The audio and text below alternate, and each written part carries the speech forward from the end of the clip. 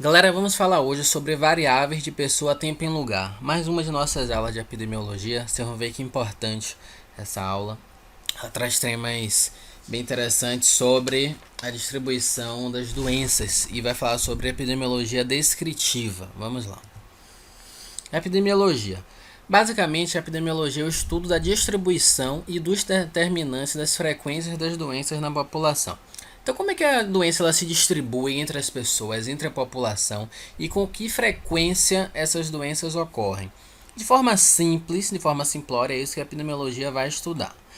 A epidemiologia, para ser efeito de estudo, ela vai se dividir em duas partes, que é importante que a gente entenda. Primeiro, a epidemiologia descritiva, que é a parte da epidemiologia que se ocupa em estudar a distribuição e a frequência das doenças.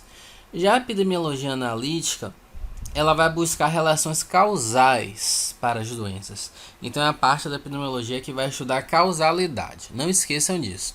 Então a descritiva, ela analisa distribuição e frequência e analítica a causalidade das doenças. Variáveis epidemiológicas. Dentro de variáveis epidemiológicas, percebemos que existem métodos e técnicas da epidemiologia que vão determinar a associação causal. Dentro dessa associação causal, vamos abordar as doenças e as características da pessoa ou fator ambiental. Então, isso para determinar a causalidade das doenças entre as pessoas. E dentro do entendimento da doença, a partir disso percebemos a descrição das variáveis. A descrição dessas variáveis ela é o primeiro passo para o entendimento de um problema de saúde ou de uma doença em como ela vai se descrever, em como ela vai acontecer nas pessoas. Dentro da descrição das variáveis, a gente sempre vai pensar nas seguintes variáveis: pessoa, tempo e lugar. Então, é um tripé que a gente não pode esquecer: pessoa, tempo e lugar. Isso para a gente analisar a distribuição e frequência das doenças. Perfil epidemiológico. Quando pensamos nesse perfil, a partir dessas variáveis de pessoa, tempo e lugar, então vamos pensar: pessoa será quem, tempo quando e lugar onde.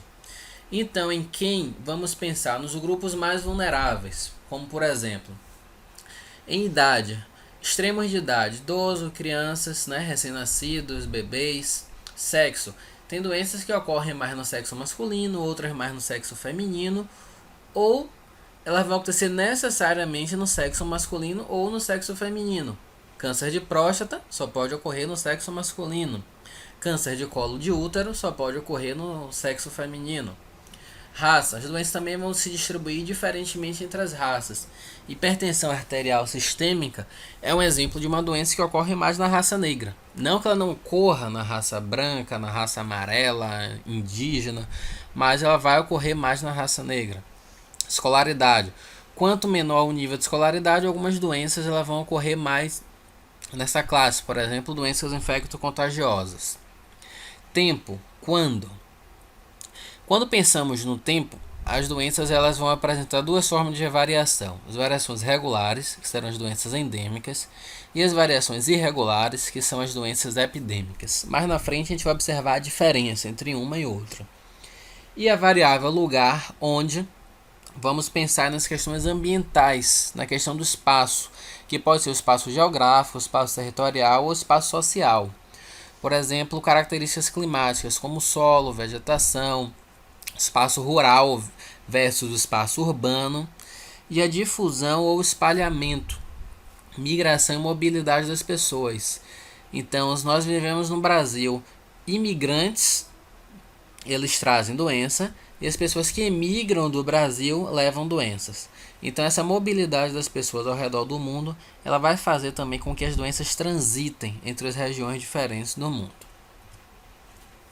Flutuações endêmicas. As flutuações endêmicas elas são observadas na ocorrência habitual das doenças. Quando pensamos em endemia, a gente vai pensar em endemia como um conjunto de doenças que ocorrem necessariamente num espaço geográfico limitado.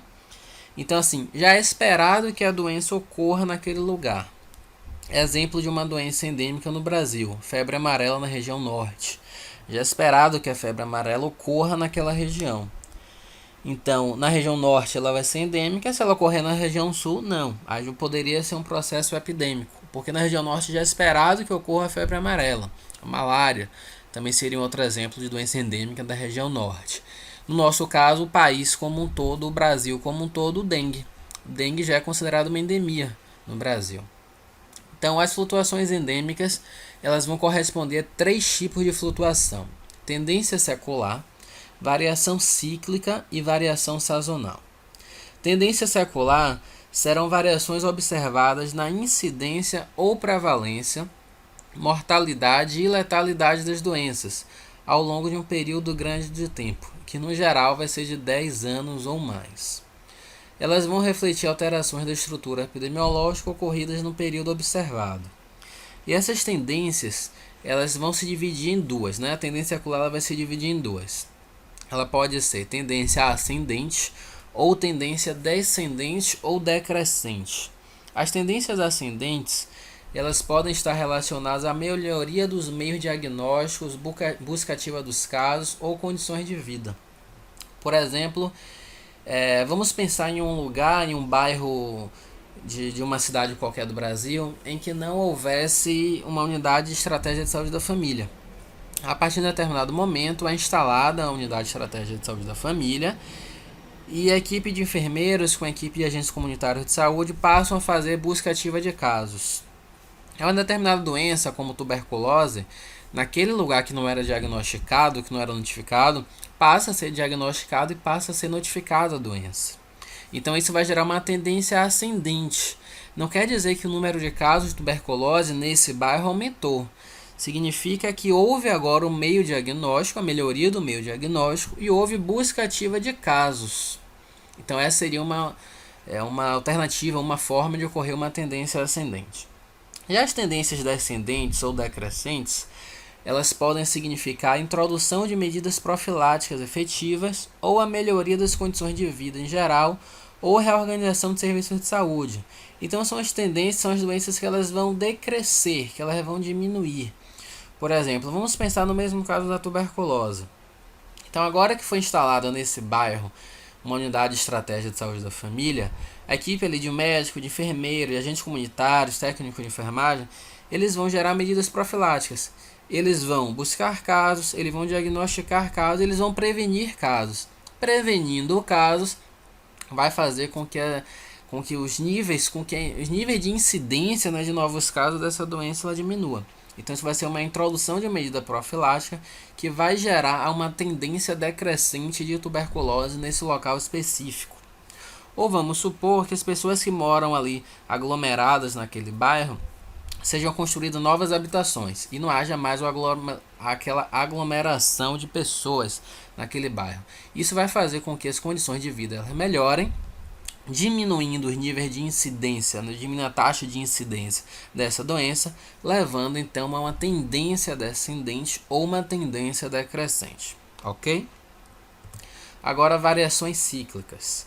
As variações cíclicas consistem em um aumento periódico da incidência de certas doenças. A raiva animal é um exemplo de doença que ocorre essa variação cíclica. Então, quando se aumenta o número de animais, quando se aumenta a população de animais, hospedeiros, como cães e gatos, é esperado que aumente então o número de doença, né, de raiva animal, a não ser que seja realizada alguma medida de prevenção, como por exemplo a vacinação de cães e gatos. Mas se não houver a vacinação, à medida em que aumenta a população desses animais, irá aumentar também os níveis de doença, dessa doença específica, a raiva animal. E por último, as variações sazonais. Elas correspondem a aumentos periódicos da incidência em determinadas épocas do ano, geralmente relacionados ao modo de transmissão de cada doença. Vamos pensar um exemplo, a gripe pós-carnaval. Todo ano, uma cidade grande, por exemplo, como Salvador, Rio de Janeiro, São Paulo, em que há aglomeração de pessoas nesse período do ano, é esperado que ocorra essa doença. Então ela seria uma doença sazonal. Ou uma doença que ocorra nos períodos de inverno ou de verão. Então também serão doenças sazonais que vão corresponder a essa variação do período de tempo do ano. Por isso, uma variação sazonal. Porém, pode ser que ocorra variações, são chamadas variações irregulares. Essas variações irregulares serão as epidemias, porque elas serão definidas como elevação brusca. Então não será uma variação que se espera para aquela doença. Não será uma variação regular. Portanto, será uma variação irregular. Ela sempre vai ter uma elevação brusca, ela pode ser temporária e significante na incidência da doença e provocada por alterações na estrutura epidemiológica daquele local. É importante que os casos de notificação compulsória detectados nas unidades de saúde, eles devem ser consolidados e colocados num gráfico. Isso para fim de estudo estatístico, até para que a gente possa determinar se de fato aquela variação é regular ou irregular, a partir de uma série temporal, a partir de uma quantidade de tempo específico. Vamos supor que no período de 10 anos você tem uma variação muito pequena da doença. Então, 1000 casos novos para uma população qualquer. Então, no ano você tem 1000 casos, no outro ano você tem 990, no outro ano você tem 1010, no outro ano você tem 950. Então, você tem uma variação regular. Depois de 10 anos, no 11º ano, ao invés de surgirem novos casos dentro dessa variação, surgiu, por exemplo, 3.000 casos. Agora surgiu então uma elevação brusca, significante, e que não foi dentro desse período ou dentro dessa faixa regular. Então isso já se constituiria então como epidemia. E qualquer aumento brusco do número de casos ele deve ser investigado. Exatamente por isso, para verificar se isso não corresponde então a um processo de epidemia. Endemia versus epidemia versus pandemia. O que seria? Endemia, como a gente já citou, a endemia ela vai ocorrer dentro de um local específico, dentro de uma área específica, e já é esperado que ocorra. E ela vai ocorrer num número de casos regulares, dentro de uma faixa já esperada. Então a gente citou a febre amarela e a malária na região norte do Brasil, ou dengue no Brasil inteiro. Então por isso que ela vai ter aí no nosso gráfico uma linha mais ou menos contínua. Você vai ter leves variações da doença dentro do período de tempo. A epidemia, percebam que ocorre o que é chamado de surto. Então você tem uma quantidade de casos, você gera o surto, então você gera essa elevação brusca da doença. Então ela pode ser, quando a gente fala em surto, no geral a gente vai pensar num local ainda mais restrito. Pense numa indústria em que ela é fornecida alimentação para os funcionários. Num determinado dia qualquer, a alimentação ela está contaminada com uma bactéria, com Shigella, por exemplo. Aqueles funcionários todos se alimentarem daquela comida, eles vão adoecer naquele dia, então isso vai ser um surto. Quando a gente pensar também na epidemia, são definições que às vezes se confundem, a gente pode chamar isso de surto epidêmico, mas quando a gente falar de epidemia, a gente vai pensar também nessa elevação brusca, porém numa área geográfica maior. Por exemplo, uma cidade, um estado ou um país. Então por isso que a gente vai observar essa variação, essa variação brusca, essa elevação brusca da quantidade de doenças. Isso vai categorizar a epidemia. E a pandemia, como vocês podem observar na imagem à direita, pensem já numa escala global. É uma doença que ela se espalha por mais países. Então você tem um exemplo dengue, que ele se espalha para os países da América Latina, isso já geraria então a pandemia. A partir de um determinado momento ele já se espalha para a Europa, Ásia, então isso geraria uma pandemia. Então, em termos conceituais, essa é a diferença básica entre endemia, epidemia e pandemia. Tá ok, galera? Essa foi a nossa aula dica. Então continuem observando a página, continuem observando o Facebook, a gente vai estar sempre lançando novos vídeos, tá ok? Abraço e até mais.